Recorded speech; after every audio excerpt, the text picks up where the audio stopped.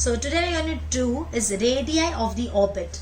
हम पढ़ने वाले हैं कि अगर कोई एक इलेक्ट्रॉन किसी न्यूक्लियस के आजू बाजू गोल गोल घूमता है तो ऑब्वियस उसका रेडियस होता है, तो जिसका रेडियस होता है वो किस किस टर्म्स पे डिपेंड करता है. So here we are considering an electron of mass me and revolving around the nucleus in circular orbit of radius r.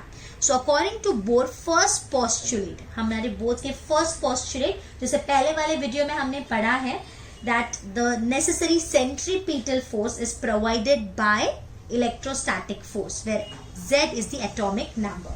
So here I am writing Coulomb force is equals to centripetal force. So Coulomb force is ZE into E divided by 4 pi epsilon naught into distance का square that is radius square. nth orbit में है इसलिए हम n ले रहे हैं Rn is equals to mass of the electron into velocity in the nth orbit का square divided by the radius in the nth orbit का square that is mv square by r.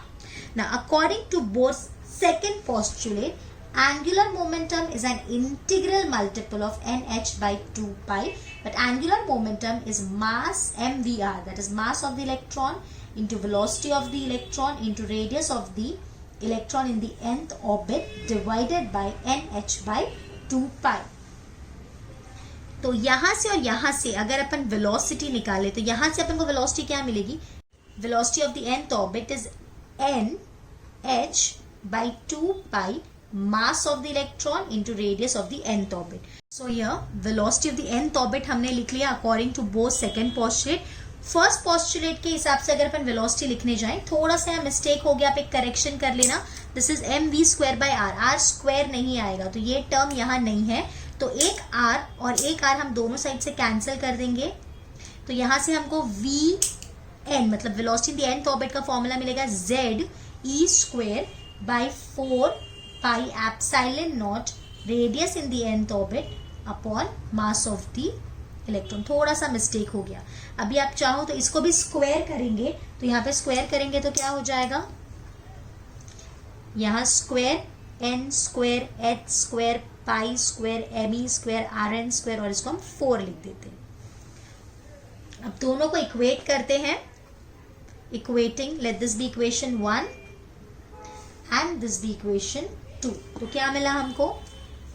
n square h square divided by 4 pi square me square rn square is equals to ze square by 4 pi epsilon naught rn me.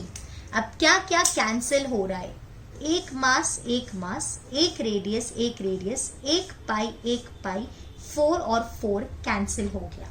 तो यहां से हमको radius in the nth orbit का formula क्या आते दिख रहा है?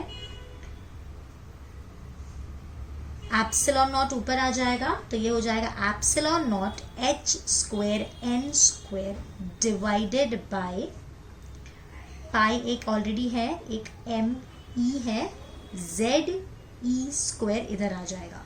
तो हम ऐसा लिख सकते हैं radius of the nth orbit is h square epsilon naught by pi m e square और हमने n स्क्वायर और z को बाहर निकाल लिया. अगर z को भी आप अंदर ले लोगे तो बेसिकली ये क्या बन जाएगा? ये पूरा कांस्टेंट हो जाएगा. सो rn is directly proportional to n square. So here this equation give the radius of the nth orbit.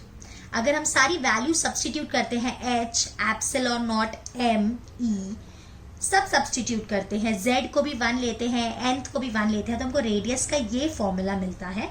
And इसी को हम a नॉट बोल देते हैं.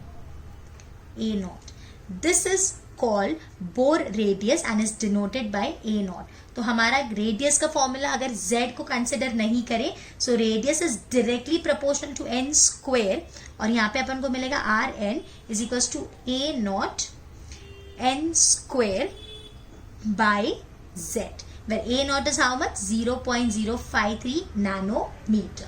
Is it clear? Thank you.